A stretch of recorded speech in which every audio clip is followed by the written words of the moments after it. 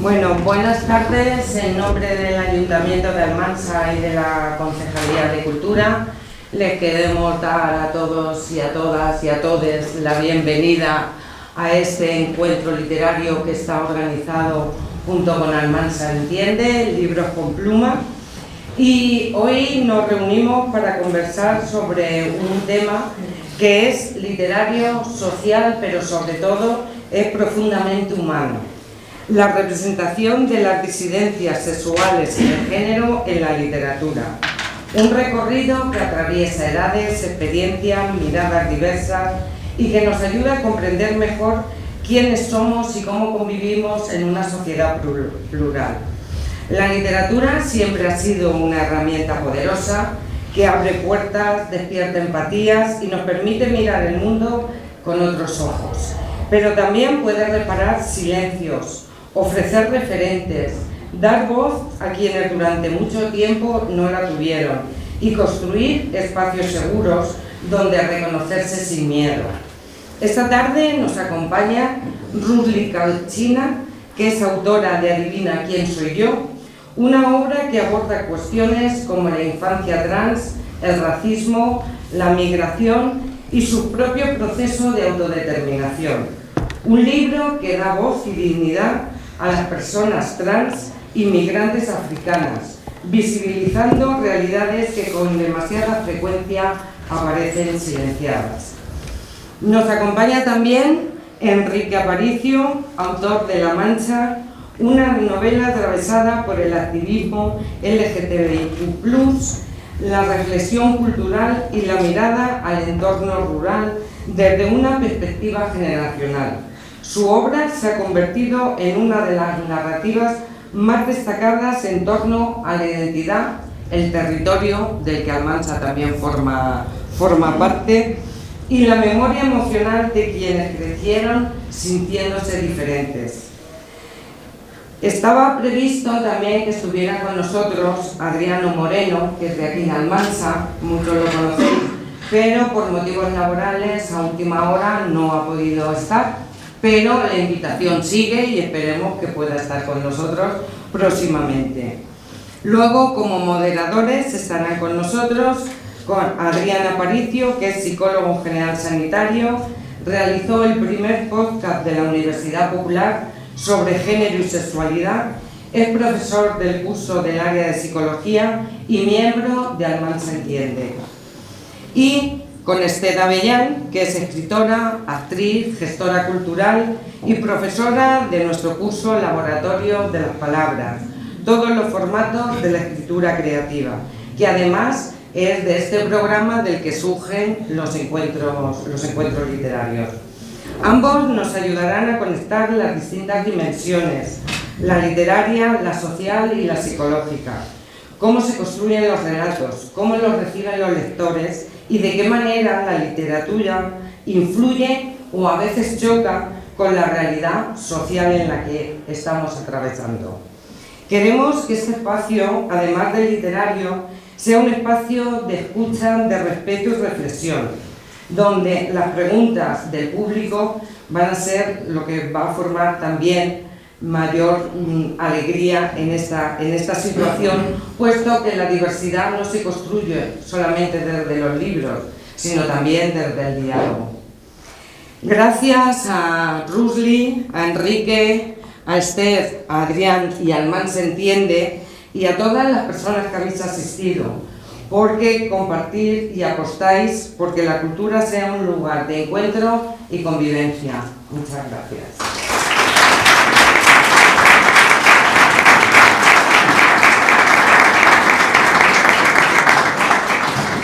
Bueno, muchísimas gracias por haber venido. ¿Se oye bien?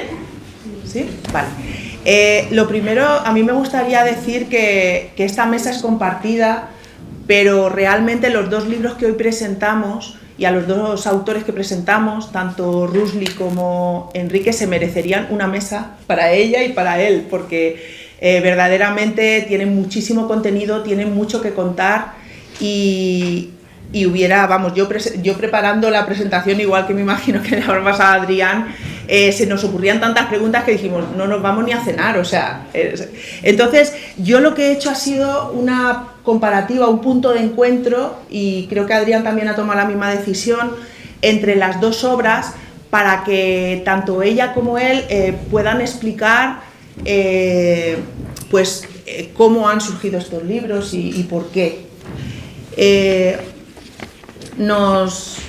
Yo creo que tanto la obra de Rusli como la de Enrique no solo son libros, sino que nos traen un mapa de identidad que recorren desde la infancia más tierna hasta el regreso a las raíces ya con la madurez.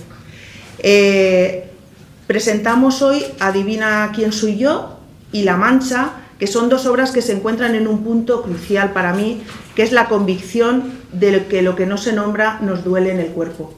Hay que hablar y hay que contar.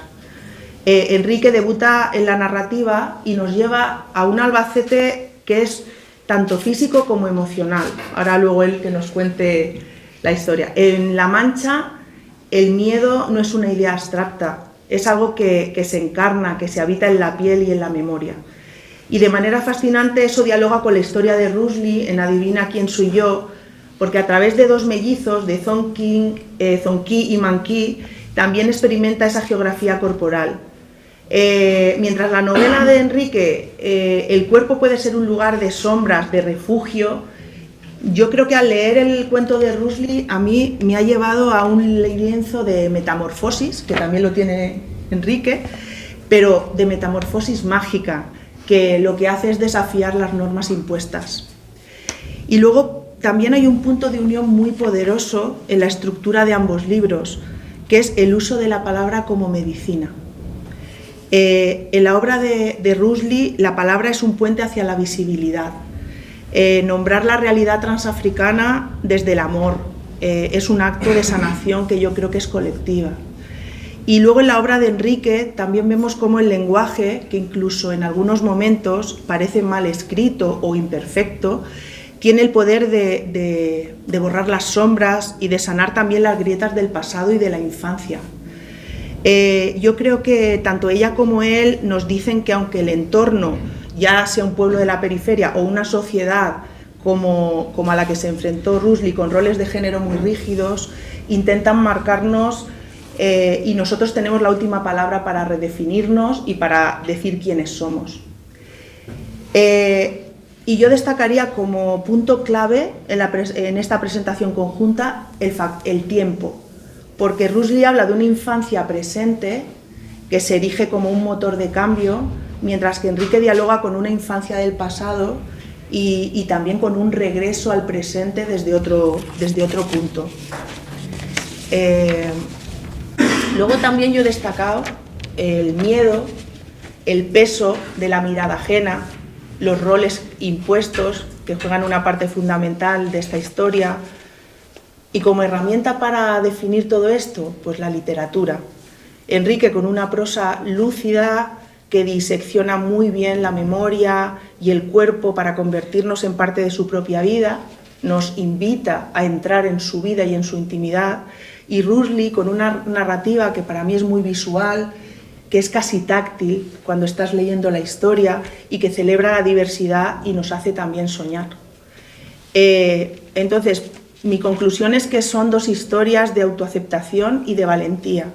Rusli nos invita a jugar, a imaginar y a ver esa magia en la diferencia de estos gemelos, y Enrique que nos invita a recorrer las calles de nuestra propia memoria y a limpiar las manchas con muchos sentidos que el miedo ya dejó atrás.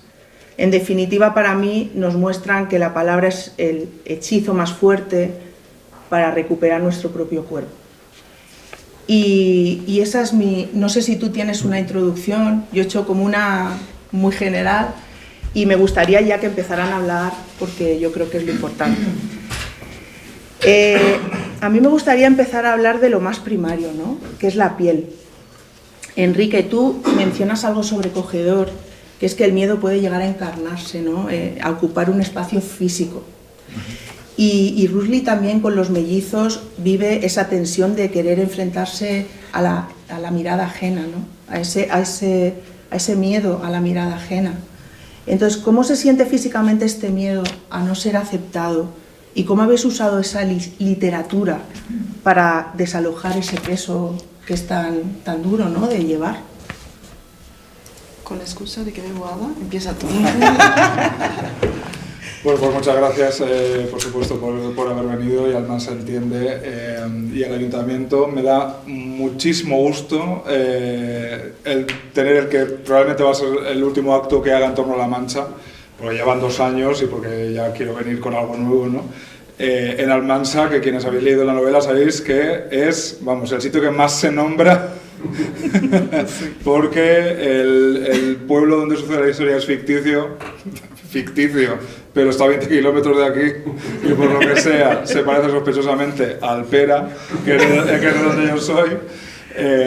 Pero Almansa se nombra muchísimo y ocurren cosas en Almansa, como no puede ser de otra manera, porque yo tengo mucha relación, vine al instituto, Jesús Gómez Cortés puede dar buena cuenta de ello, que fue profesor mío, tengo muchos recuerdos y conservo muchos amigos, entonces me da muchísimo gusto estar aquí con el libro. A ver, el cuerpo tiene memoria, ¿no? El cuerpo sabe por dónde se está metiendo y por dónde está deambulando y con quiénes se está encontrando.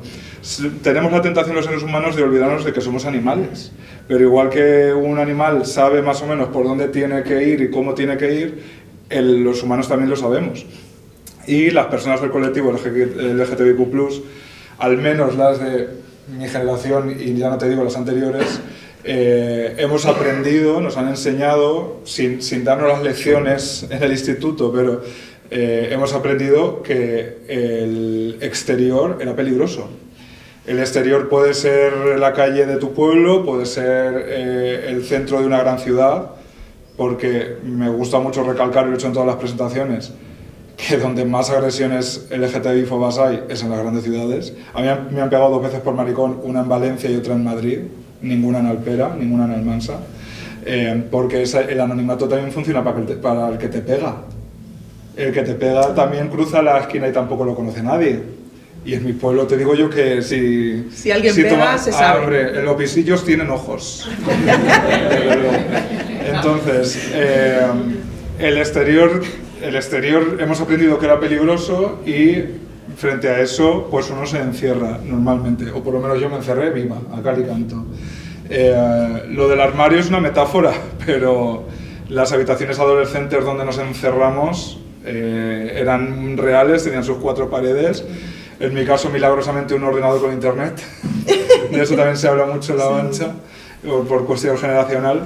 Pero efectivamente, yo durante muchos años, no podía entender por qué en las ciudades donde vivía, donde estudiaba o donde ya trabajaba, yo era un maricón, vamos, pintado, que no tenía ningún problema con mariconear todo lo que quería, y volvía a Alpera y volvía a casa de mis padres y otra vez me ponía tieso y otra vez no andes así, no andes asá, y otra vez agachando la cabeza y otra vez, si nadie se entera que estoy aquí, mejor, ¿no? Esa dicotomía la hhemos vivido muchas personas de las que nos hemos trasladado por las circunstancias que sean de territorio, y normalmente siempre es de un sitio más pequeño a uno más grande, con ese mítico lugar donde no te conoce nadie, que también hay que ir desmontando, porque qué triste es que en un lugar donde vives no te conozca nadie, y eso tiene muchos inconvenientes, que no nos contaban tanto. Pero efectivamente, ese miedo, yo me di cuenta en un momento dado de que ya básicamente ya solo estaba en mí, ¿no? Ya que más daba, ¿no? O sea, pero era una cuestión de reflejos casi, ¿no? De que, bueno, uno volvía al lugar donde ha aprendido que hay ciertas cosas que no puede ser. Entonces, es casi como si cambiaras de ser o viajaras atrás en el tiempo. Valentín, el protagonista, dice en un momento dado que tiene la sensación de que llega al pueblo y se viste con la piel muerta del Valentín que dejó allí, ¿no? Que le espera, la sigue teniendo ahí para ponérsela cuando va. Y en su caso, claro, pasa de ir pues 2 o 3 días a cumplir con la familia a tener que volverse al pueblo porque es la crisis económica, es verano de 2013, no encuentra trabajo y se tiene que volver. Entonces, efectivamente, el miedo muchas veces, claro, el policía más poderoso que hay no es el que te está siempre vigilando, es el que te meten dentro. Porque entonces cuando tú lo llevas dentro ya no hace falta que nadie te vigile, ya lo llevas tú. Y a partir del libro yo he hablado con mucha gente y es increíble cómo pues muchas personas del colectivo no van a superar nunca ese miedo, ¿no? Señores o señoras de 50 o 60 años que siguen haciendo la compra en el pueblo de al lado. Esto me lo han contado a mí, ¿no? Pues, ¿qué le va a pasar a ese señor si va a la carnicería de su pueblo? Pues nada, pero es incapaz.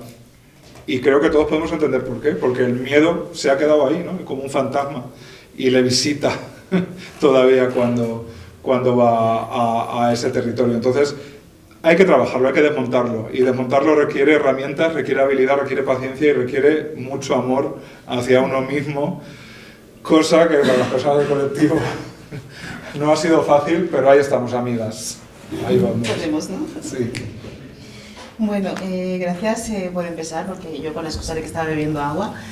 Me gusta esa reflexión sobre que el cuerpo tiene memoria, la piel tiene memoria, porque para mí todo lo que ha ocurrido y ha transcurrido a lo largo de nuestra vida tiene memoria en sí, ¿no? Porque en mi literatura o en mi cuento intento reflejar un poquito cuál ha sido este miedo que yo me vengo a encontrar, ¿no? Es como lo del armario.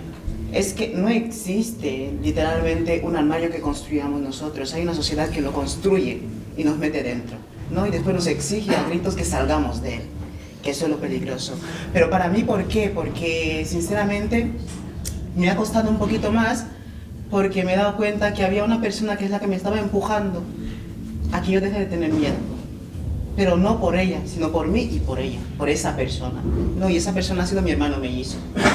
¿Por qué? Porque fíjate cómo son las cosas, que incluso antes de tener memoria ya había un mundo preparado para mí, para el binarismo de género, ¿no? ¿Cómo es que hay una sociedad que me va a exigir que no tenga miedo cuando ya has puesto cárceles, diferentes cárceles en las diferentes etapas de mi vida, ¿no? Mi infancia, mi adolescencia, mi edad adulta. Y cuando estás hablando de miedo me hace reflexionar sobre por qué el miedo para mí siempre ha estado fuera de casa y no dentro. Porque es lo que estábamos hablando esta mañana. Yo he tenido padres, no he tenido solamente progenitores. Y eso lo voy a decir siempre, lo voy a agradecer.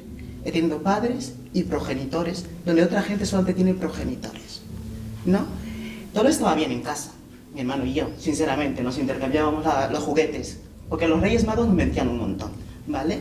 Yo le daba a mi hermano, pues, mi pelota, que me compraban los Reyes Magos, que me mentían súper...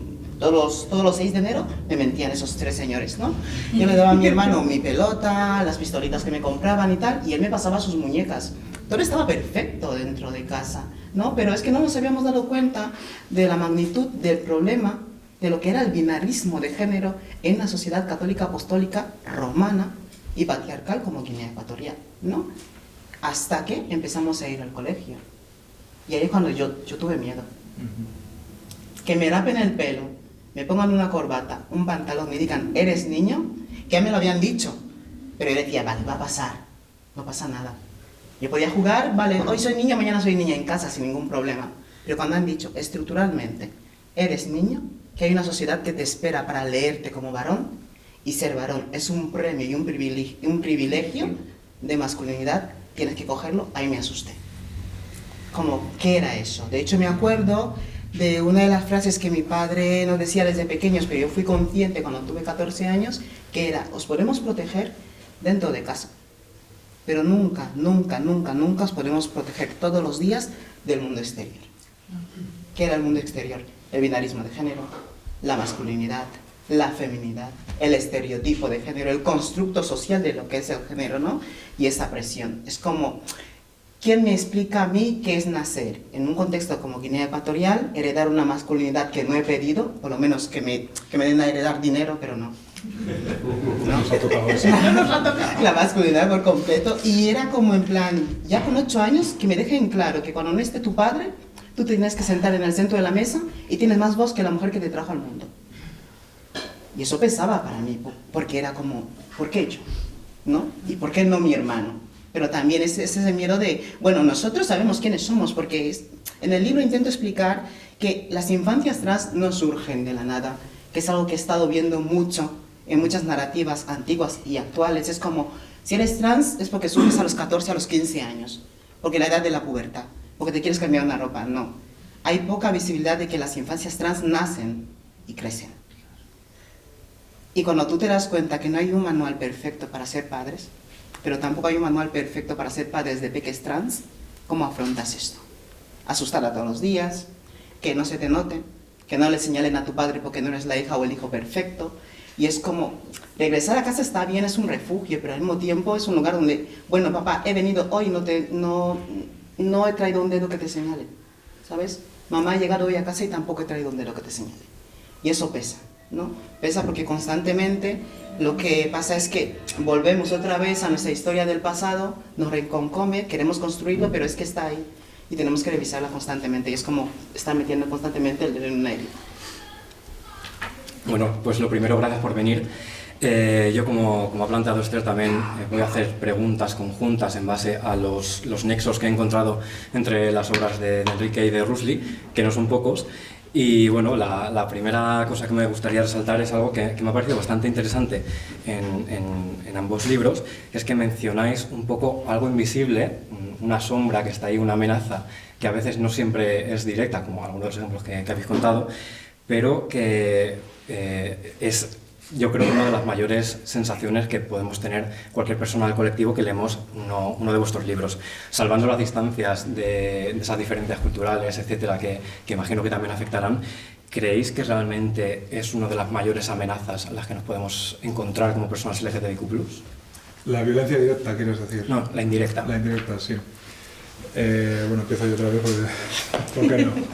Sí, uno de los objetivos extraliterarios que tenía La Mancha era el de explicar la violencia simbólica, porque es mucho más fácil de entender que de explicar, porque todos entendemos por qué gente que se sale de la norma puede tener miedo, incluso aunque no haya amenazas directas, aunque no haya habido esa violencia física, que por otro lado la sigue habiendo. Sigue ocurriendo, pero bueno, no es ya tan habitual y eso es algo que tenemos que celebrar y proteger, votando sobre todo. Pero sí, yo quise explicar por qué alguien puede tener miedo a una sombra, ¿no? Y de hecho Valentín dice algo así como: te enseñan a tenerle miedo a una sombra y acabas teniéndole miedo a cualquier sombra, ¿no? Y eso yo creo que nos ha definido mucho a las personas del colectivo, que es la de ya estar tan confundidos sobre cuándo va a llegar el golpe, porque el golpe nos queda claro que va a llegar, ¿no?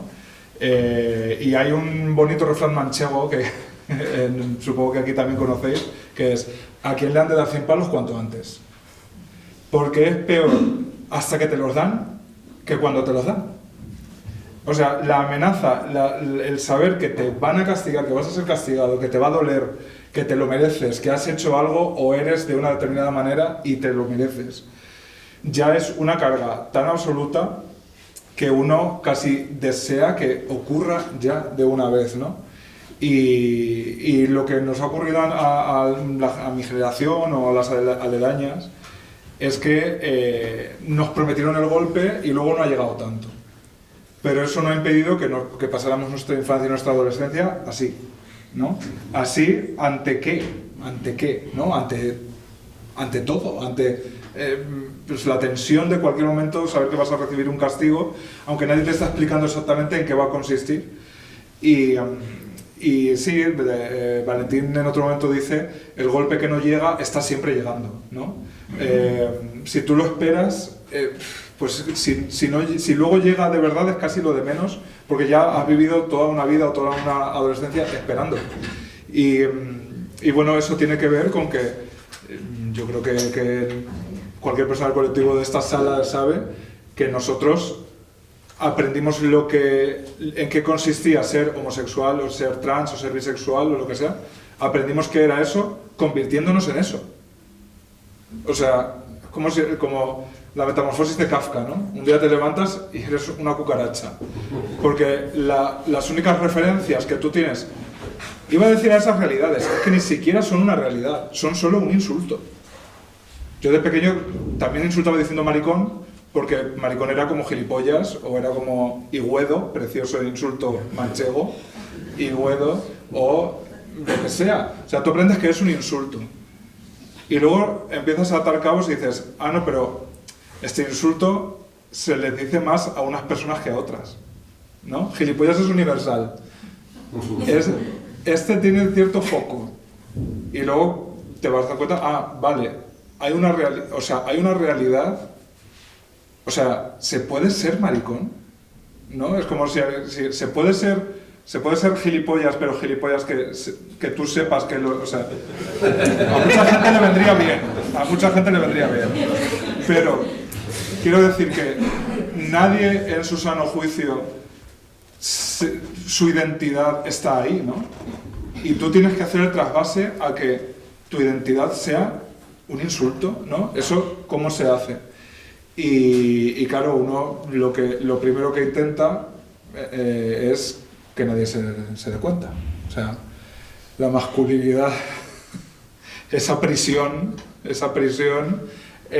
uno pule los barrotes, ¿no? Intenta, yo con escaso éxito, pero bueno, intenta reproducir lo que, ¿no? Y hacer lo que los demás hacen y que no se te note. Yo hago una broma que es broma, pero no, tampoco es tanta broma, que es que yo atravesé la adolescencia como Ana Frank hubiera cruzado la habitación donde se escondía. O sea, tieso, intentando hacer el mínimo ruido, intentando hacer los movimientos justos, que nadie se entere de que estoy aquí mejor. Es mi caso, para que nadie se entere que estoy aquí es difícil, pero yo pensaba que era posible y allá que iba. Y esto yo ahora lo cuento con mucha gracia porque es una de mis virtudes, pero es una experiencia absolutamente traumática. Atravesar una adolescencia que es el periodo más sensible, más vulnerable de toda la vida, intentando ocultar algo que tú eres, que tampoco es que tú entiendas del todo lo que eres, por qué eres, qué es lo que eres. O sea, es todo un magma con el que uno básicamente hace lo que puede. Normalmente huir, esconderse, no poder más, y una vez que no puedes más, salir del armario. Mi salida del armario es como una obra del Reina Sofía, es la salida del armario de Enrique Aparicio 2006/2022. O sea, es un conjunto. Yo el día que salí del armario con mi madre tenía examen de historia con Jesús. No pude hacer el examen. Jesús se acordará. Llegué deshecho al instituto. Mi madre tuvo una reacción muy manchega, por un lado, y muy ambivalente por otro. Claro, yo hasta ese momento hay que pensar que yo tenía asumido que cuando yo se lo dijera a mi madre se enterara, me iba a echar de casa. Yo esto lo sabía. No he sabido otra cosa con tanta seguridad. Pero me había echado un amigo de Almansa, su madre lo llevaba fenomenal y estaba todo bien, y yo pensé, bueno, ahora tengo dónde irme.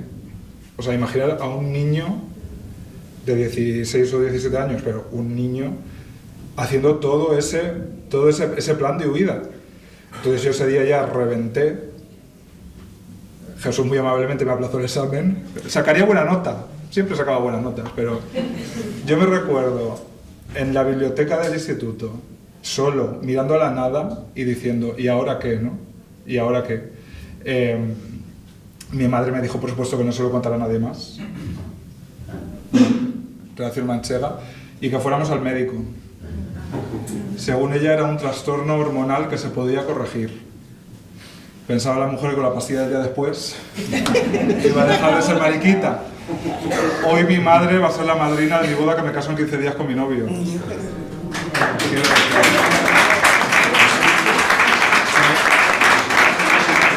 Se ha hecho un mantón de ganchillo la mujer. Quiero decir que nosotros evolucionamos, pero la sociedad también. Me da mucho gusto poder agradecerle a Jesús lo que hizo aquel día por mí. Pero para que esas evoluciones ocurran, lo que hay que hacer es cascar, comunicarlo, compartirlo. Y está muy bien hacerlo en nuestro entorno, pero si encima tenemos artefactos para poder difundirlo más, pues mejor que mejor. Perdón, te cago en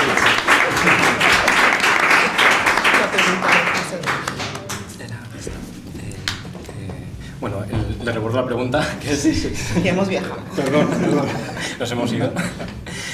Si tú también has sentido que el tema de esa norma invisible que no es explícita, pero que podemos sentir, es una de las mayores amenazas a las que nos podemos enfrentar cualquier persona LGTBI+.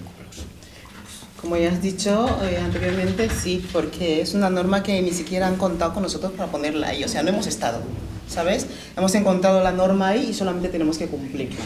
Pero ¿quiénes tenemos que cumplirla? ¿Qué se nos arrebata cuando tenemos que cumplirla? ¿No? Por ejemplo, es que yo me acuerdo claramente que la palabra maricón, lesbiana, no, yo no las conocía. Porque para mí, y de hecho hablo mucho de ello, las terminologías LGTBIQ+ son coloniales y occidentales, ¿vale? Yo he nacido en un contexto donde no las he escuchado mucho, pero resulta ser que yo he crecido viendo televisión española, ¿vale? De la típica que está sentada sabiendo qué tiempo hace en las Islas Baleares, en un continente completamente...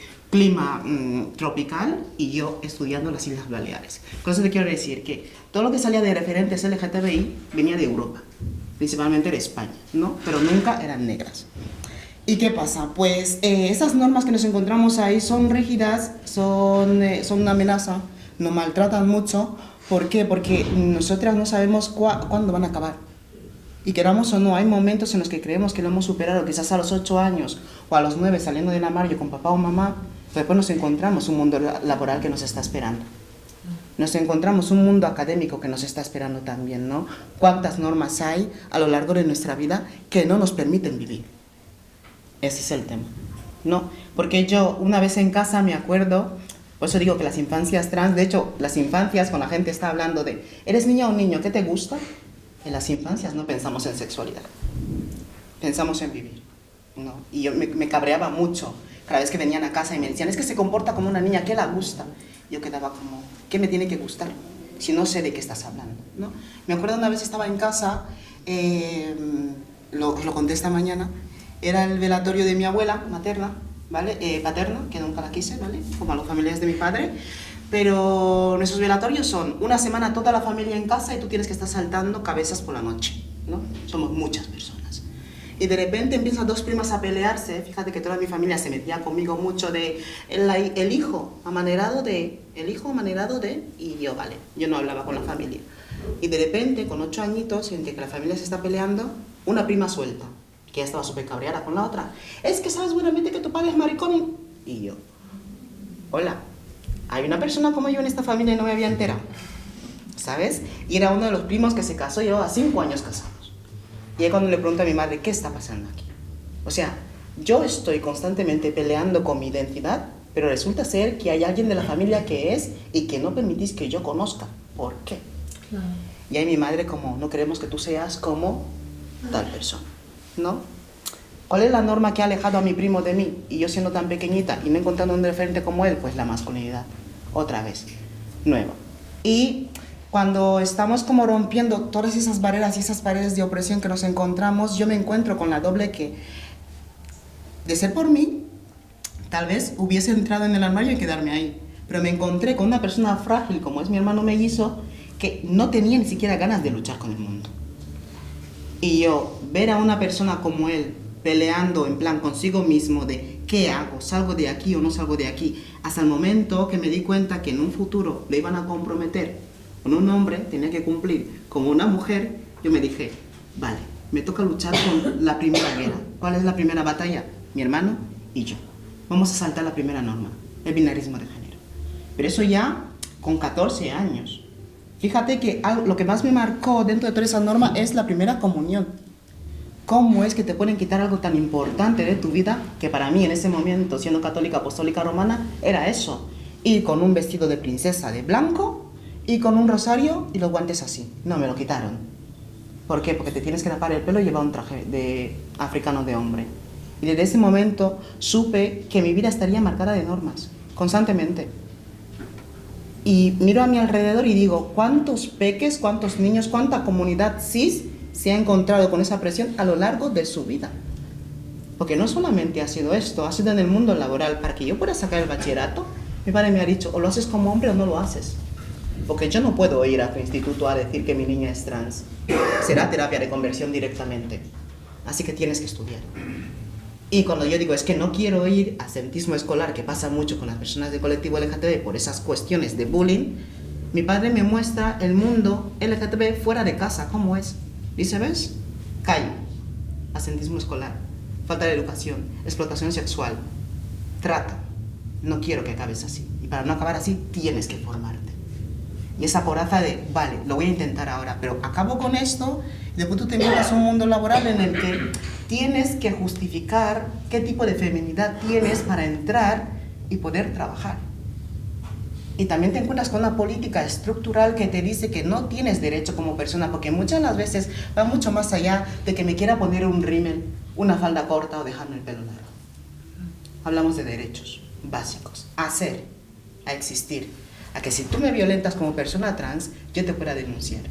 Desde el momento que tú no te encuentras una ley que te ampare, ya es otra barrera que tienes que cruzar. Y ahí entra mi mundo dentro de lo que es la política, ¿no? Y la divulgación de la violación de derechos humanos. Y tú te dices, vale, me meto en todo esto. Yo me meto y de repente te encuentras con que tienes que exiliarte. Y llegas a Europa. ¿Y cuál es la otra barrera que te encuentras? Que quieras o no, hay entornos muy blancos, claro, en los que tú no entras. Quieras o no, eres migrante. Y está ahí, y es una realidad. Y es como constantemente, yo últimamente estoy hablando más de interseccionalidad, porque cuando yo vine a España, vine como una mujer trans. Cuando yo llegué, fui mujer trans, negra, migrante, refugiada, solicitante de protección internacional y empobrecida. 7, como de lunes a domingo. Y es como, ¿cómo gestionas todos los días de la semana en 24 horas? Y sí, hay una gran presión social y estructural construida para que el colectivo LGTBI estemos constantemente vigilados en todos los sitios, en todos los espacios. Y tú te das cuenta que esa vigilancia acompaña nuestra vejez y llega un momento en el que nos sentamos y decimos cuántos años he existido y cuántos años normalmente he vivido. Y tenemos más de existencia que de vida, lamentablemente, en los entornos en los que crecemos. Tú estás hablando de esta sociedad patriarcal, de las masculinidades, de cómo nos marca a todos la existencia. Y yo querría,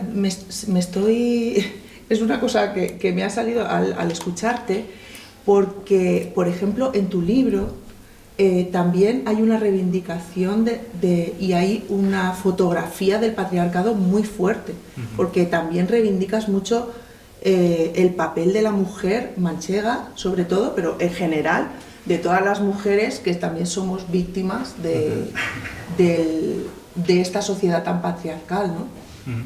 A ver, es que si la sociedad fuera el Super Mario, uno de los monstruos finales más grandes sería la masculinidad. Que yo estaba pensando mientras escuchaba que, claro, esas reglas tan férreas que la existencia de personas del colectivo parece que distorsionamos y que se nos aplican, no os penséis que las personas cis heterosexuales no las estáis padeciendo también. Totalmente. Quiero decir, esas reglas aplican a todo el mundo. Lo que pasa es que hay quien lo lleva mejor y quien lo lleva peor. Pero llevarlo bien no significa que lo vayas a llevar bien siempre, ni que no llegue un momento en el que te sientas igual de oprimido por responder a unas expectativas que además, bueno, pues probablemente no tienes tan estudiadas como nosotras, porque no nos queda otra que estudiarlas, comprenderlas, porque al final salirte en el patio del instituto, salirte de donde están jugando al fútbol e irte a hablar de Operación Triunfo con las niñas, de si te gusta más Naín Thomas que Javián, a lo mejor te supuso algún balonazo en el instituto. Pero no les arriendo yo las ganancias a quienes van a descubrir mucho más tarde y con muchas menos pistas las reglas que también se les están aplicando a ellas y sobre todo las de la masculinidad, que son tan universales.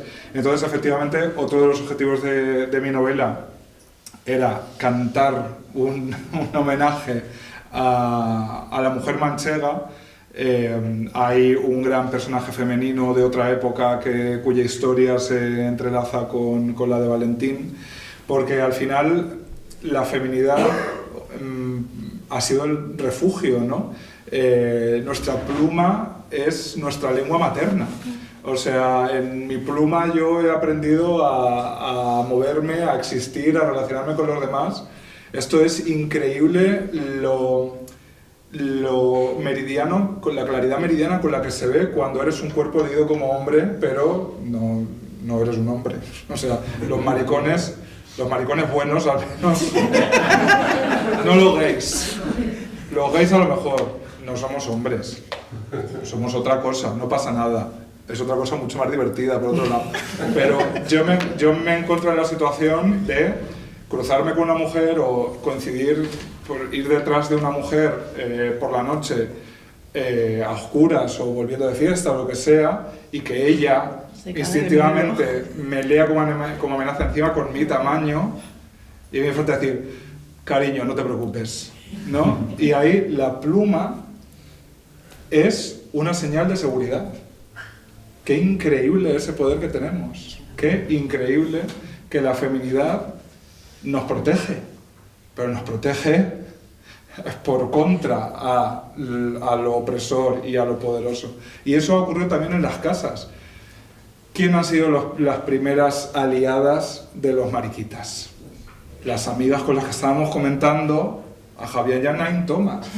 Yo no en mi caso, porque mi madre es poco femenina la mujer, digamos, pero mi novio, por ejemplo, él se quedaba fascinado viendo cómo se maquillaba su madre, viendo cómo se arreglaba su tía, viendo cómo se...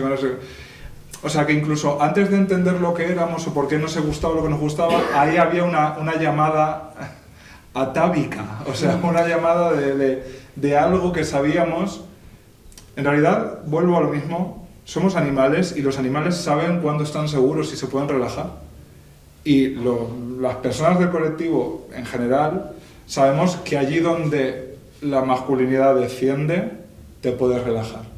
Y es increíble, como os digo, ser testigo, ¿no? Ser testigo de eso, ¿no? De notar tú mismo cómo tu cuerpo se tensa cuando te cruzas con un grupo de adolescentes chicos. Y no pasa cuando son chicas. Es que son cosas que las tenemos todas en el cerebelo porque sabemos cómo funciona la masculinidad. Entonces, todo lo femenino, aunque evidentemente lo femenino es infinito, múltiple, diverso y no hay una sola feminidad. Masculinidad sí hay una, sin embargo, masculinidad sí hay... Ahora dicen nuevas masculinidades. Bueno, si le pones un sellito y ya es nueva. La masculinidad es arrogarse la capacidad de relacionarse con el mundo a través de la violencia. Y eso es así. La gente masculina usa la violencia o, al menos, tiene permiso para usarla. Y los demás, si tenemos suerte nos liberamos, pero si no la tenemos, la recibimos. Entonces, ¿cómo no orbitar naturalmente hacia lo femenino? Es intuición pura y dura. Claro. Las de la intuición, Shakira. Intuición pura y dura. Las de la intuición. Y, bueno, lo marica es que es un satélite en torno a eso. Y qué maravilla. Muchas gracias a todas las mujeres de nuestra vida. Porque es que son las que nos han construido, las que nos han protegido, las que nos han enseñado a ser humanas. Como Chenoa.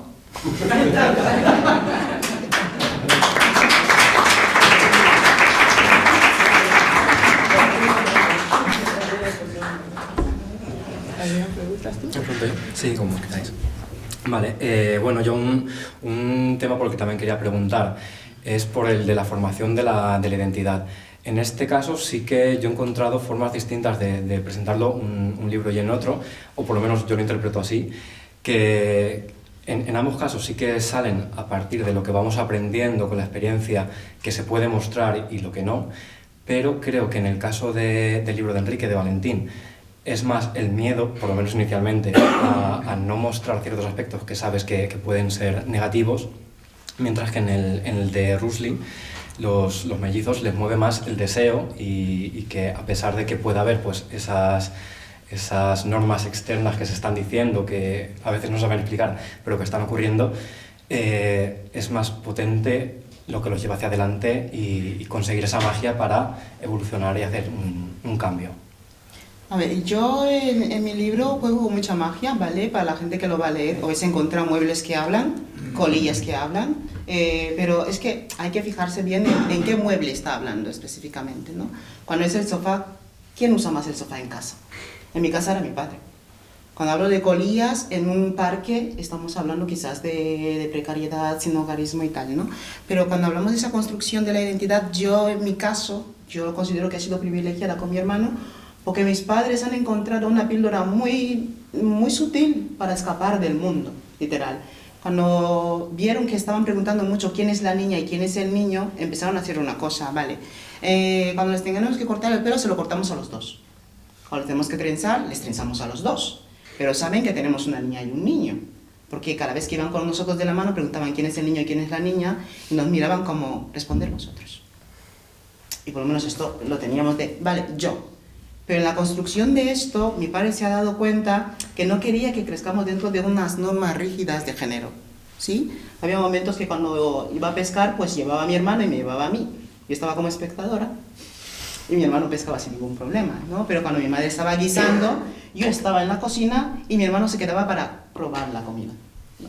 Y los dos hemos estado aprendiendo al mismo tiempo, pero es que esta construcción ha sido a raíz de que la cultura de mi madre, los bubis, somos matrilineales. Y siempre lo repetimos, si un niño es inteligente, es gracias a su madre. Y era como esa presión por parte de mi madre y de mi abuela de, no es que quiero que seas una niña, es que no quiero que seas cualquier niña, quiero que seas mi hija. Por eso en casa yo soy como la más rebelde, no rebelde como tal, sino que la que rompe las normas. Porque me he encontrado con una abuela y una madre que siempre me han dicho, es que tú tienes que hacer lo que te sale de las narices, literalmente, ¿no? Y era, vale, mamá, es que la profesora me ha golpeado con la pelota en el pecho porque ha dicho que no juego como un niño. Y mi madre, en vez de ir y hablar tranquilamente con ella, iba a pelearse con ella. De, a mi hija no la puedes hacer esto. De hecho, han habido muchos colegios en los que han dicho, matriculamos a la niña, mi hermano, pero al niño no le cogemos, porque es rebelde. Y mi madre como insistiendo constantemente, ¿no? Y ha sido la fortaleza de las mujeres que he tenido en mi entorno, tanto de mi abuela como de mi madre, ¿no? De hecho, me acuerdo que mi primera peluca, que era súper fea, ahora que lo recuerdo, era súper fea, parecía una fregona, la verdad era feísima, tiesa, no se podía peinar, la heredé de mi madre. Un día esta mujer viéndome llorar, porque necesitaba el pelo largo, cogió una peluca fea que tenía en un baúl, en un cachivache, y me lo dio. Y ese fue uno de los momentos más felices de mi vida. Saber que no voy a tener ropa nueva, pero tengo ropa prestada de mi hermana mayor. Saber que no voy a poder utilizar mi ropa de la primera comunión, pero después de la primera comunión me puedo poner el vestido que se puso mi hermana. ¿No? Tanto así que ya cuando empecé a crecer, 12, 13, 14 años, no podía atreverme a ir a comprar una ropa de mujer. ¿Por qué? Miedo a la paliza, miedo a que te humillen, pero siempre había una prima que la podías decir, mira, esta ropa que está ahí me gusta. ¿Qué tal si te doy 2 moneditas, vas, las coges y te doy una más por cogérmela? Yo sabía que no me iba a quedar bien como ella, pero yo la quería. Pero ese riesgo de no quiero que me den una paliza, no quiero que me estén cuestionando, porque a los 14 años ya están esperando ver unos senos pronunciados de si eres niña o no, ¿no? Y mi prima iba, cogía la ropa, me la daba en un plástico y yo la llevaba a casa. Cada vez que yo quería una muñeca, tenía que ser vieja o heredada de una persona, ¿no? O simplemente yo tenía que ir y decirle a mi hermano, mira, pasa tú, compra la muñeca y me lo das a mí. De hecho, me acuerdo que mi primera muñeca también me lo compró mi padre. Eran dos muñecas rubias, con un traje, cada una llevaba un traje de azul con lunares blancos y otra amarillo con lunares blancos. Y los mejores regalos de mi vida pues lo han hecho esas 2 personas, ¿no? Mi padre y mi madre, pero la construcción de lo que yo soy fuera de lo que es la feminidad, lo que soy yo como persona, ha sido gracias a la mujer que he tenido siempre al lado, que ha sido mi madre, y también a mi abuela.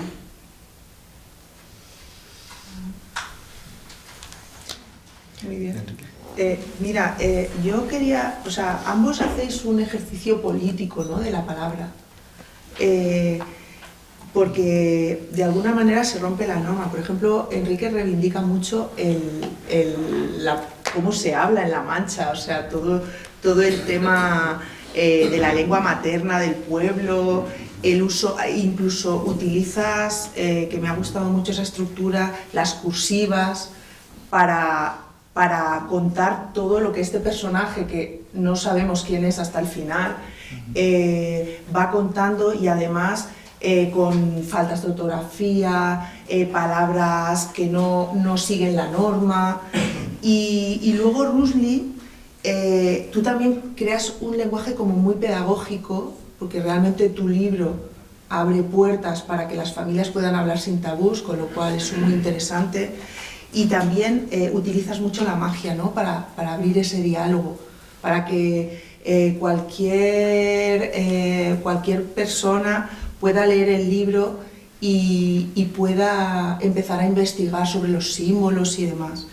¿Creéis que es necesario romper el lenguaje estándar para contar esas verdades? O sea, ¿cómo ha sido el proceso de encontrar las palabras o la forma del lenguaje para que no dolieran, sino que de alguna manera sanaran o que ayuden a la comunidad o al propio colectivo, ¿no?, a entender la realidad, ¿no?, a transmitirla? Hombre, las palabras pueden funcionar para atacar o para defenderte, incluso las mismas, ¿no? Lo cual es interesantísimo, ¿no?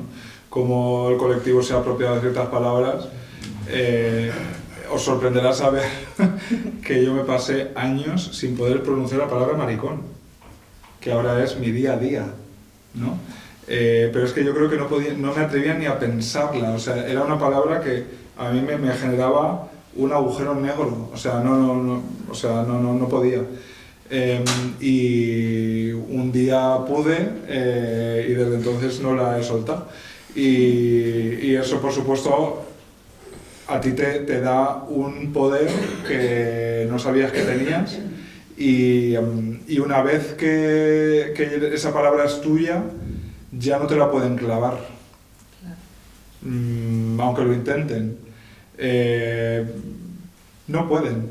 Eso es un hechizo, ¿no? Hablando de magia, eso es un hechizo de protección que ya te sirve para toda la vida. Y luego, claro, como muy bien explicaba Rusli, tampoco somos solo maricones, o solo mujeres trans, o solo lo que sea, ¿no? Entonces, yo también quería hablar, por supuesto, del campo, de lo que significa ser una familia de campo, de las habituales, es decir, no la familia de señoritos, sino no la familia de Juan Diego en Los Santos Inocentes, sino la de Paco Rabanne y Alfredo Landa. Eso era lo normal, ¿no? Y, por supuesto, ahí la educación era pues la que podía ser. Y además yo eso lo tengo muy presente porque mis padres son los dos criados en... Vamos, mi madre en aldea, mi padre no se puede considerar ni aldea, porque era la familia de Alfredo Landa en el cortijo aquel, pues era ellos, los guardeses de ahí de unas fincas, y mi padre no fue a la escuela. Mi madre la educación obligatoria, pero mi padre no fue a la escuela. Mi padre con 10 años no sabía firmar, hacía una X, siempre me lo cuenta, y luego aprendió porque mi padre lo llevaba, mi abuelo ya se lo llevaba al pelo en la mobilete, pues con 13 o 14 años. Entonces, la vida de mis padres, en realidad, a la que se parece es a la de los abuelos de mis amigos, ¿no? Digamos. Entonces, claro, yo tengo mucho más presente que eso. Es que no hace tanto tiempo que la gente vivía como vivían mis padres o mis abuelos. Mis padres no tuvieron cuarto de aseo hasta los años 80, ¿no? Hasta principios de los 80, quizá. Y yo también quería hablar de eso, y evidentemente la palabra también puede ser una herramienta de opresión. Todos los territorios colonizados lo tienen clarísimo. Los colonizadores lo tenemos menos claro, ¿no? Pero es así totalmente, y de hecho hay una escena en la novela en la que esto se explicita, ¿no? Cómo unos señoritos se ríen de cómo habla esta mujer y la quieren humillar, un poco humillar y un poco también porque es divertido, ¿no? Ellos probablemente no lo consideran una humillación, pero para ellas sí se están riendo y es algo muy ofensivo. Y eso también pasa mucho, ¿no? Que cuando dos personas no comparten estamento social, para la de arriba es una cosa que no tiene más importancia, para la de abajo te marca, ¿no? Y luego yo quería hacer una reivindicación absoluta del habla manchega, porque no la he encontrado. Yo quería que hubiera un libro donde la palabra Igüedo figurara. Y fijaos cómo sigue la cosa, que las primeras ediciones está mal escrita. Porque yo digo, Igüedo me salía con H, pues no lleva H. O sea que hasta ese punto, una palabra que yo he oído toda la vida tampoco sabía escribirla, ¿no? Eso es un buen ejemplo de que incluso hablas o acentos minorizados tampoco tenemos una relación, o sea, a la gente le da vergüenza hablar como habla, cuando es una habla maravillosa y debía ser tan válida como cualquier otra, y eso los que nos hemos ido fuera lo tenemos muy claro. Yo me he convertido en un hablante de castellano neutro sin pretenderlo, y coño, y mientras reivindicaba la pluma. Entonces, si una cosa sí, la otra no, si yo soy tanto lo uno como lo otro. Entonces, hay un esfuerzo, realmente fue de lo más complejo del libro, fue dotar a ese habla manchega, que viene además de una persona que no tiene formación ninguna, pero tiene mucha intuición con las palabras, de una consistencia que descubriréis que luego se va transformando, para que fuera realista y para que dejara constancia de hasta qué punto la palabra también nos configura y que el lenguaje es parte de la identidad, pero también es parte de las herramientas que tú tienes para relacionarte con el mundo de una manera incluso muy burocrática. O sea, cómo tú eres capaz de entenderte con la burocracia, ¿no? Con los poderes, los estamentos.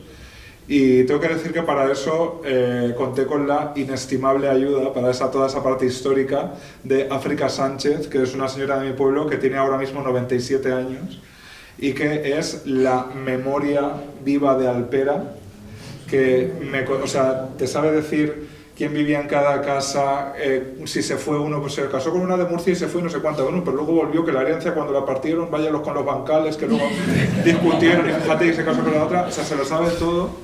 Lo sigue sabiendo y vamos, eso me nutrió mucho más que cualquier enciclopedia. Y entonces ese habla manchega, esa manera de expresarse, está muy basada en África, está muy basada en mi madre y en todas las mujeres de mi pueblo, y yo particularmente es casi lo que más orgulloso estoy de la novela. De hecho, yo os invito a que la leáis, porque es que de verdad la gente que ha vivido en Albacete o en La Mancha, es como si estuvieras oyendo a la mujer. O sea, yo cuando lo leía digo, es que estoy escuchando a la mujer. Llevo toda la vida practicando. Sí, total. Es que yo era el que ponía la oreja, claro, que yo no... Mira, cuando mi madre estaba con una vecina en la cocina, a lo mejor no, cuando ya se salían a la puerta y cerraban la puerta, que estaban una hora más, en la cocina habían estado media hora, pero en la puerta estaban una hora. Ahí es donde estaban contándolo yo, golismeando viva, vamos. Y ahora lo pongo en práctica. Y tú, Rusli, porque para escribir un libro como este, sí que ha habido que tener un enfoque pedagógico de alguna manera, ¿o no? ¿O cómo lo has hecho? Yo creo que para escribir esto primero lo he escrito con el corazón, me ha alejado mucho de lo demás porque yo tengo un lenguaje, quiera o no, lo tengo que reconocer siempre, tengo un lenguaje colonial impuesto, ¿vale? De hecho, mi padre no decía habla español, habla castellano.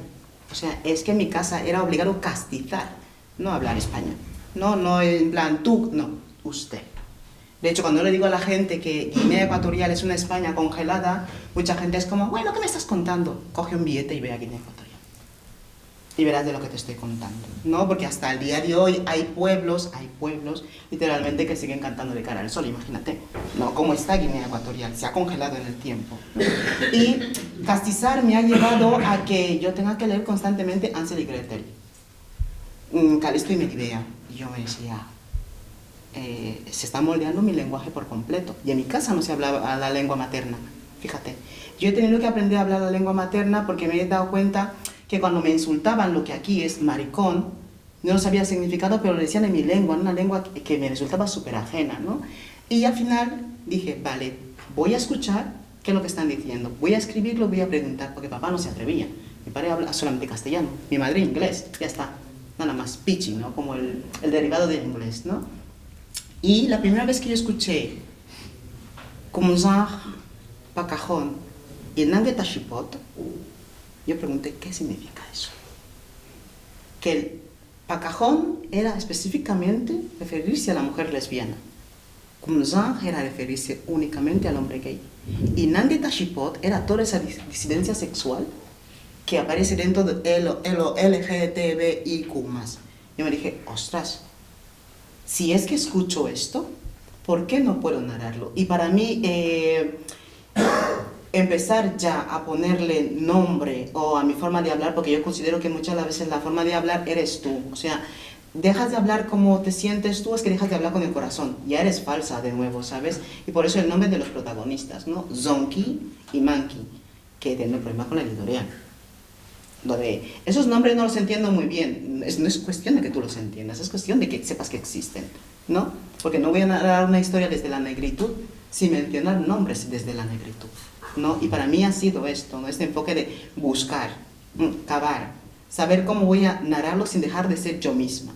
Como en plan, no es que lo voy a escribir para que quede bien en el oído de otra persona, sino que lo voy a escribir desde esta persona que se ha colonizado su lengua y a través de esa lengua aprender a escribir como quería su padre, ¿no? Y es desde ese enfoque en el que he como llevado un poquito la literatura que aparece dentro de ese libro. Bueno, pues simplemente por dar una pequeña pincelada dentro de la parte psicológica de este lenguaje, veo aquí gente que viene a mis clases y sabéis la importancia que le doy día a día a las palabras exactas que utilizamos en nuestra cabeza cuando pensamos, porque son las que van a construir la realidad con la que todos nos identificamos y en la manera en la que estamos funcionando. Simplemente la de dar esa pincelada. Retomando un poco también el tema de la tierra, del territorio, en las dos obras también se habla un poco de la migración, desde puntos de vista totalmente distintos, evidentemente. No siempre de forma decidida, no siempre de forma hacia un mundo mejor, pero creo que el tema del sexilio al final y la huida del origen hacia un lugar pues, más grande, mejor, o por lo menos la creencia que tenemos de esos sitios, es algo que nos ronda a la mayoría de personas LGTB, que de hecho con Rusli esta mañana en la comida pues lo hemos estado hablando. Entonces no sé qué opinión tenéis también sobre este sentido y hasta qué punto llega a ser definitorio en nuestra propia identidad. Mucho, respondiendo a lo último, quieras o no, porque, o al menos hasta mi generación y la inmediatamente posterior, porque mira, el Ministerio de Igualdad hizo el año pasado el primer informe sobre sexilio en España. A mí la palabra sexilio me suena demasiado bien. Suena sexy. Yo creo que tendríamos que buscar una alternativa, pero bueno. Y el sexilio ya sabéis que es irte de tu lugar de origen porque eres una persona del colectivo o porque de alguna manera te violenta ser quien eres en tu lugar de origen en términos de sexo o de género. Y me preguntaban, ¿tú cómo definirías el sexilio? Yo me quedé un rato pensando, me mesé las barbas y dije, pues mira, yo nunca sabré si yo me fui de mi pueblo porque quise o porque no tuve más remedio. Esa duda es el sexilio, ¿sabes? Yo creo que me hubiera ido igual si hubiera sido hetero, Dios no lo quiera, pero quiero decir, yo quería estudiar, evidentemente en Alpera, no sé si os habéis enterado, no hay universidad. Hay unas bodegas de vino muy buenas, yo que soy de familia, todo campesinos, bodegasantacruzdealpera.com, envío gratis a partir de 50 euros, pero universidad no hay. Quiero decir, yo me hubiera ido igual, pero no me hubiera ido de la misma manera. Yo me fui a 886 kilómetros de distancia cuando me fui a la universidad, porque pensé, cuantos más, mejor. O sea, yo no esperaba irme a la universidad, yo contaba los días como un preso, o sea, iba diciendo a la inversa, ¿no? Iba a ver que me fueran quedando menos para salir. O sea, yo, creedme cuando os digo que yo con 4 años, yo sabía que Alpera no era mi sitio. ¿Cómo le enseñas a un niño de 4 años eso, para que lo tenga tan claro? Porque nadie me lo dijo, ¿sabes? Así él hace para la oreja. Alpera no es tu sitio. No hizo falta. Yo sabía que aquello no era mi sitio. Era pura intuición, de nuevo. Y puro instinto de supervivencia. Y claro, yo me creí el cuento totalmente. De hecho, la novela, que a mí me preguntan, aprovechando lo del tema psicológico, ¿te ha servido de terapia escribir esta novela? Y yo contesto, no. De terapia me ha servido ir a terapia. Durante 10 años, hasta que yo he logrado hacer las paces conmigo mismo lo suficiente como para poder contar mi historia. Eso ha sido mi terapia. Pero, evidentemente, los padecimientos que yo tenía asociados al pueblo no desaparecieron cuando yo me fui. Porque no desaparecen mágicamente. Al principio parece que sí, porque respiras, ya estás, ya nadie te conoce, qué liberación. Pero luego te pasa algo, estás triste, necesitas a alguien. Y ahí nadie te conoce. ¿Qué haces? ¿No? Por eso, pues la amistad yo la tengo a nivel de sangre. A mis amigas de Madrid o de los sitios donde estudié y tal, para mí están a la... Bueno, iba a decir, están al lado de mi familia. Me conocen mejor que mi familia. Pero yo también he permitido que me conozcan mejor que mi familia, porque no tenía la ansiedad, las prebendas que con la familia, porque con la familia es el totum revolutum que uno arma en el pueblo, que es ese rincón sin barrer, que uno va acumulando cosas, va metiendo cosas, y que un día se te caen todas encima porque ya no puedes arrinconar más. Y ahí es donde, como decía al principio, tienes que entender cómo conecta quien tú eres en tu pueblo, quien tú eres en tu casa, quién eres con tu familia, con quién eres tú con tus amigos, quién eres tú en la ciudad, quién eres tú cuando las barreras han bajado. Porque muchas veces el que vienes tú ya con las barreras altas al pueblo, pues sigues siendo tú mismo y te estás perdiendo muchas cosas por mantener las barreras altas. Entonces, ese desarraigo, que a mí desarraigo me suena a una forma más florida de decir ese desgarro con el que muchas personas nos fuimos de nuestros lugares de origen, es una cosa muy triste. Y yo me he encontrado mucha gente que no solo no lo entiende así, sino que no tiene más remedio que el desgarro continúe, pues porque la situación que tiene en casa desafortunadamente no es respetuosa con quienes son, no es propicia, o incluso nunca sabrá si lo es o no porque ya no hay interés, ya no hay... Y eso es una cosa tristísima y que deja muchas secuelas. Si incluso a gente que nos ha salido la cosa bien tenemos secuelas, porque construir que las cosas estén como están nos ha costado también mucho trabajo, pues quien no lo ha logrado, a mí me parece una existencia siempre escindida en de dónde eres y dónde has acabado, y que no haya comunicación entre esos dos universos, a mí me parece que no permite que una persona esté en comunión consigo misma, que al final lo más importante en la vida es estar tranquila. O sea, si tú te acuestas por la noche y estás tranquila, a pesar de todos los problemas, de todas las cosas que nos ocurran, yo creo que más o menos las bases las tienes.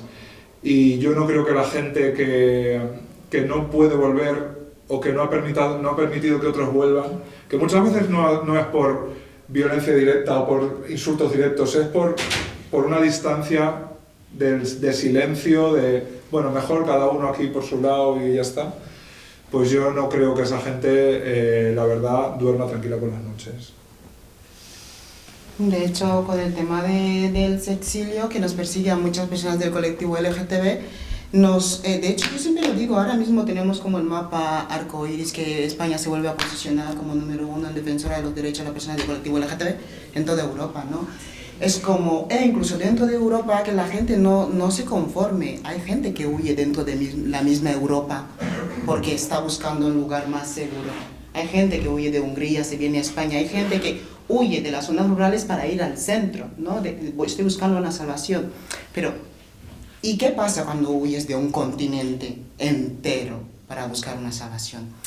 Yo creo que el sexilio y el huir y el constantemente buscar un lugar seguro nos persigue a las personas del colectivo LGTB. Fijaros que yo salí de mi lugar seguro sin conciencia, pero de poder elegir me quedaría ahí. Que fue el útero de mi madre. Yo no hubiese salido de ahí, te lo juro. El de ser que sabía que ese mundo era tan hostil, me había quedado como una esguince o una hernia, pero no hubiese salido de ahí, ¿no? De hecho, en el cuento lo narro. Durante los 9 meses, la única persona que salía en la ecografía era mi hermano. Yo no. Literalmente, fíjate, tenía protagonismo hasta dentro del vientre, ¿no? Él. Y yo me quedé ahí hasta que vine y yo me di cuenta, bueno, ya me han dicho, vas a contribuir a este mundo, tienes que vivir en él. Sin mi permiso, pero bueno, voy a vivir en él mientras que quiera quedarme dentro del vientre de mi madre, ¿no? Pero cuando hablamos de ese exilio es como en plan, se rompe algo. Porque lo hablo del cuento. Hay momentos que podemos ser muy fuertes, pero algo tan básico como que esté lloviendo en agosto, caiga una gota de lluvia sobre un suelo de barro, se levante este polvo y huela a tierra, duele porque piensas en casa. Por eso yo siempre digo a mis familiares, es fácil que me deis la noticia de que ha nacido un sobrino, lo voy a festejar. ¿Cómo entierras a una persona distante? ¿No? Y el tema está en que cuando yo vine aquí, con el tema del exilio, huyendo de Guinea Ecuatorial, porque ya no es de mi familia, sino de una estructura política en sí, que le estaba contando a tu madre que a mí, aparte de huir de Guinea Ecuatorial, diciendo, bueno, voy a respirar un poco, me vuelven a detener otra vez en Marruecos, y después me vengo a España, pero pues llego aquí y me doy cuenta, en realidad es cuando lo senté sobre mesa y dije, ostras, las personas del colectivo debemos darnos cuenta que no existe ningún lugar seguro para nosotros. Los lugares seguros se construyen, no se encuentran, no están ahí. Son la amiga de al lado, quien te presta tu primer rímel, con el que vas a tu primer orgullo, tu primera pareja, tu madre, mi madre llamándome todos los días cuando yo salía de trabajar, diciéndome, es que prepararos con leche. Y lo narra en la historia, ¿no? Mi madre no me llamaba que prepararos con leche porque sabe que es mi plato favorito. No me conquistéis con ello, ¿vale? Porque sabe que es mi plato favorito con canela, no de prepararos con leche, no. Hubo un momento en el que me di cuenta que mi madre preparaba arroz con leche todos los días, casi todos los días, solamente para asegurarse que la voy a coger el móvil, sigo viva y no me han roto la cabeza a mitad del camino. Y después cuando llegas aquí tú te das cuenta que dices, bueno, esto es seguro para mí, pero ¿desde qué contexto, no? ¿Desde qué contexto? Es como, no existe este lugar seguro, lo tienes que construir porque después te encuentras una estructura quizás política donde tampoco se te reconoce ni se te permite ser. Y ahí tú ya te dices, ostras, es que abandono para venir a vivir dentro de algo que ya está construido, pero eso se ha construido sin que se cuente conmigo. Por lo tanto, tengo que volver a empezar otra vez a cerrar brechas, ¿no? Como a empezar a barnizar, de, oye, estoy aquí.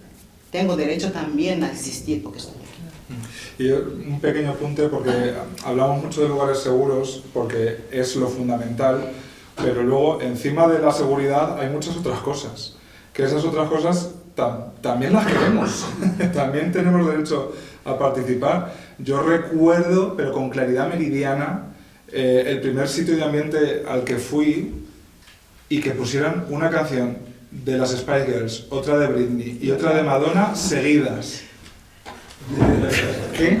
¿No? O sea, se puede, no es una que porque se ha puesto de moda que más o menos te gusta, pero no. Sonny y Selena, perfecto. Pero luego ya, no, Fito y Fitipaldis. Para, ¿no? O sea, entender que estás en un sitio donde aparte de seguro participas de algo más grande y que el resto del mundo lo tiene de normal, ¿no? Ir a un bar a ver RuPaul's Drag Race, ¿no? O sea, que es un concurso de travestis. O sea, gritar porque la travesti lo ha hecho genial y estás en el bar y estás... Yo recuerdo las primeras veces que iba que decía, pero esto es posible. Esto no es... O sea, claro, esto los heteros lo tienen con el fútbol todo el rato, todos los días, a todas horas. Y nosotros ahora también tenemos este resquicio por el que podemos entender, claro, el mundo, cuando aparte de sentirte seguro te da todo lo demás, se siente así.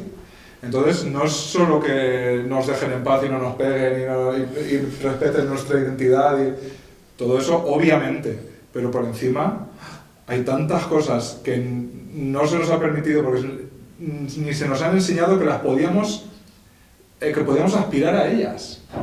es increíble, ¿no? Y uno se va dando cuenta cuando se lo ve de golpe. Bueno, no sé si alguien quiere hacer alguna pregunta, porque estamos aquí hablando y como es tan interesante, no sé si alguien quiere participar. ¿No? Yo, si me permitís, quiero hacer también una pregunta, un poco en nombre de Dalman se entiende, que teníamos como duda, que es la opinión que tenéis acerca de incluir una sección LGTBI dentro de las bibliotecas. Porque creo que puede haber un poco de diversidad de opiniones sobre si esto es una forma de visibilizar o getificar, y que a lo mejor algún autor incluye personajes o temática LGTB dentro de sus historias, pero al final no lo hace con la intención de que sea un libro exclusivamente LGTBI, sino a lo mejor pues, novela negra, por ejemplo. Entonces no sé qué pensáis sobre esta opción. Yo creo que es necesario. ¿Por qué? Porque hay que reparar. No es una cuestión de que vamos a construir ya una parte en el estante de la biblioteca donde estemos nosotros. No, hay que reparar la historia nuestra que se ha borrado, que se sigue borrando hasta el día de hoy. ¿Por qué? Ejemplo palpable. Tengo una amiga que está en Galicia, tiene una nena de 8 años, una nena trans, que la madre no sabía que es una nena trans, ¿no? Y me dice, es que mi niño se está comportando como, y le pone el nombre de José Antonio, imagínate lo que tiene que cargar, un nombre compuesto como este, ¿no? Es que se está comportando como, yo digo, vale, no pasa nada, cuando vengáis a Madrid, venir a verme. Vinieron a Madrid, me vieron y me conocí como la tita Rusli, ¿no? Salimos y de repente me dice, tita Rusli, y digo, ¿qué pasa? Es que yo no quiero ser un niño. Ahí se me vino otra vez mi yo de 8. Le dije, cuéntame. No es que mamá me dice que me ponga pantalones, yo quiero ser otra persona, no me quiero amar. Digo, vale, ¿cómo quieres que te llamemos? Dice, déjame, voy a jugar y lo pienso. Va a jugar y yo empiezo a aterrizar a su madre de, tía, aterriza que aquí no hay ningún José Antonio. ¿Vale? Y cuando viene me dice, tita, ya lo he pensado. Digo, ¿qué? Quiero llamarme Estrella. Desde ese momento empezamos a llamarla Estrella. Su madre y yo estamos constantemente como pensando en el cuidado de esa niña, porque ahora mismo es, vale, ostras, una niña en un pueblo de Galicia, en Lugo, que ya pasaba por lo que es racismo, que es negra, literalmente, en el colegio, y ahora mismo que estén peleando de no vamos a cambiar su nombre en clase porque puede afectar a los otros niños, ¿vale? Empecemos por ahí. Un día me llama su madre y me dice, es que no quiero ir a la piscina con los otros niños. Digo, pregúntala por qué. Y cuando su madre viene, me enseña la foto y me dice, ese es el bañador que le he comprado. Digo, disforia de género, cómprala un bañador con un tutú. Me compra un bañador con un tutú y va a la piscina, ¿no? ¿Por qué voy a esto? Porque es la primera persona que yo he regalado este libro. Y cuando se lo envié a Galicia, la emoción de ella y su madre junta, yo me dije, ostras, a mí me hubiese gustado ir al colegio y no leer solamente Robin Hood. ¿Sabes? Coger un libro como este y poder analizarlo también. Pero también en la parte de reparar la historia, porque es importante. Y yo en mis redes sociales, la gente que lo ha visto, porque soy pesada, literalmente, me hubiese gustado encontrar todas las historias que he encontrado. De King Kabaka Mwanga III, un rey abiertamente gay en la República Democrática del Congo, y tenía 6 esposos en su reinado. La colonización borró esta historia. Shika Manikongo, la primera esclava en el viaje transatlántico que se quitó de la República Democrática del Congo y que mató la Inquisición de Brasil porque no se comportaba como hombre. Han borrado esa historia. Los chibandas, los chibundos, el reino de Angola, el reino de Dahomey en Benín, que han pintado películas de la mujer rey, por si a alguien le interesa que lo vea. La mujer rey, todas las mujeres guerreras de Benín iban a la guerra pero se llevaban a esposas. ¿Por qué no se me ha contado esa historia? ¿No? La África precolonial abiertamente queer existe. De hecho, en Camerún hay algo, Camerún que está en África Central, al lado de mi país, que llaman Abelene Mdango, que significa, tu corazón es para la persona de tu mismo sexo, la reproducción no. Que está bien que os reproduzcáis, pero a la única persona que tienes derecho a amar es una persona de tu mismo sexo. Se ha borrado esa historia. Yo es que estoy leyendo constantemente historia de África y no me encuentro la historia de la diversidad y de la espiritualidad, ¿no? Oshun y Oshoshi son dioses de la mitología yoruba. Y esos tuvieron un hijo, hija, que 6 meses era hombre, 6 meses era mujer. Lo que forzaba a sus padres constantemente a migrar de un pueblo para otro. Pero yo, ¿cómo encuentro esas historias? A través de que hablan Yoruba, tengo que darlo a alguien que habla Yoruba para que me lo traduzca. A través de alguien, un no sé quién que lo ha escrito en inglés, tengo que traducirlo de inglés al castellano. A través de un científico que habla francés que ha estado ahí y lo ha escrito, tengo que traducirlo. Por ejemplo, la Biblia de cómo hacer a un negro cristiano. Santo lo sé decir en portugués, ¿no? Cómo hacer a un negro cristiano. Que esta Biblia ahora mismo se encuentra en uno de los grandes museos de Gran Bretaña. Esa Biblia no solamente decía cómo es que hay que convertir a un hombre esclavizado en cristiano, no. Hablaron de cómo masculinizar y feminizar a los cuerpos negros en las plantaciones de algodón, café y cacao. ¿Por qué? Porque llegaron a Angola, llegaron a Brasil, a Angola, llegaron a Mozambique, a diferentes países del continente africano que hoy en día hablan portugués, y se dieron cuenta y mandaron informes a la Inquisición. De hay hombres aquí que se llaman chibandas y llevan pelucas de corteza hasta debajo de las nalgas. Hay mujeres aquí que van a la guerra. Hay hombres ahora mismo, por ejemplo, Uganda es uno de los países con las leyes más punitivas en contra del colectivo LGTBI, pero Uganda, precolonial, todo hombre que se iba a la guerra daba la dote de 6 vacas y más terrenos por un hijo varón, que es el que llevaba la guerra, porque se entendía que hay que amar a un hombre, ¿no? Y cuando hicieron esta Biblia específicamente para el hombre negro, cómo hacer a un hombre cristiano, masculinizaron a los cuerpos negros, feminizaron a los cuerpos negros, pero esas historias no las voy a encontrar nunca en un estante, nunca en la librería. Por eso es importante que reparemos la historia y la reconstruyamos. ¿Por qué? Porque si no lo hacemos desde mi punto como una mujer negra, es en plan, toda la referencia que nosotras vamos a tener desde el continente africano será blanco. Porque muchas de las veces cuando los políticos van a hablar con los gobiernos de África sobre derechos LGTBIQ+, los echan y dicen, es que esto es colonial. Claro que es colonial. No estoy justificando que te echen, pero si tú vienes y me dices LGTBIQ+, yo no te entiendo. Pero si tú me dices, Izikozane, Kwesnarana, Omututa, Nangeta, Chipoto, Kumza, yo te entiendo. Estás hablando en mi lengua.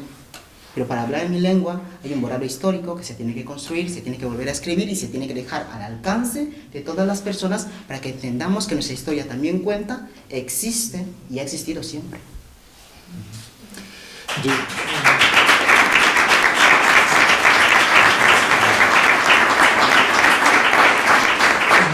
Muy brevemente yo contestaría que en un mundo ideal no harían falta los stands en las bibliotecas y en los apartados, pero, sorpresa, no vivimos en un mundo ideal.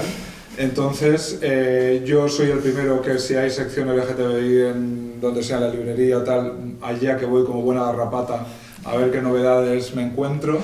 Entonces, yo lo que sí haría, no lo digo en términos mercantiles, pero en una biblioteca, por ejemplo, yo haría sección LGTBIQ+, con esos libros, pero esos mismos libros yo no los quitaría de donde les corresponden.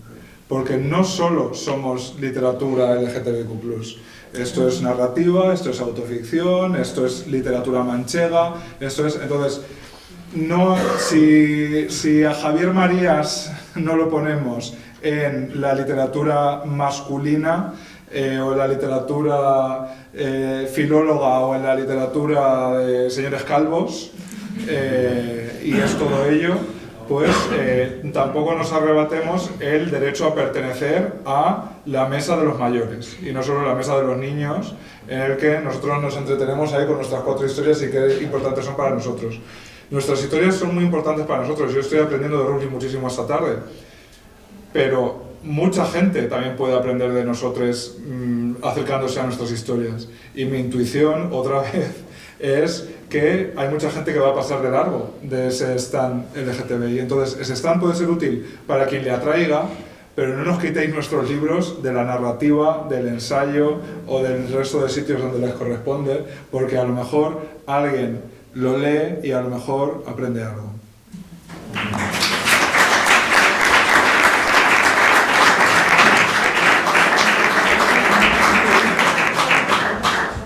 Pues yo creo que ya tenemos casi que ir cerrando. Hemos estado aquí, estaríamos mucho más. Ha sido interesantísimo, muchísimas gracias. Yo estoy también de acuerdo con Enrique que no podemos perder el lector general, la lectora, la oportunidad de leer libros porque a lo mejor estén en un stand solo, ¿no? Yo lo pondría en los dos sitios. Por ejemplo, en el tema de la infancia es muy bueno que haya un espacio que sea especial para ese tipo de libros, porque nos ayudan a que cuando queremos hablar con nuestros hijos y con nuestras hijas de temas que son complejos quizá para nosotros, para cómo le ponemos palabras para explicar ciertas cosas, los tengamos muy localizados. Pero también las novelas y cualquier libro son universales y cada uno se queda en la literatura con lo que más le llega, ¿no?, al corazón. Y entonces, no sé, como que ahí estoy casi como él, ¿no? O sea, en todos los sitios o no. Bueno, pues muchísimas gracias. Creo que podéis firmar libros. ¿Cómo no? Pues los libros están ahí fuera y Rusli y Enrique seguro que os van a hacer una dedicatoria chulísima. Así que comprar libros.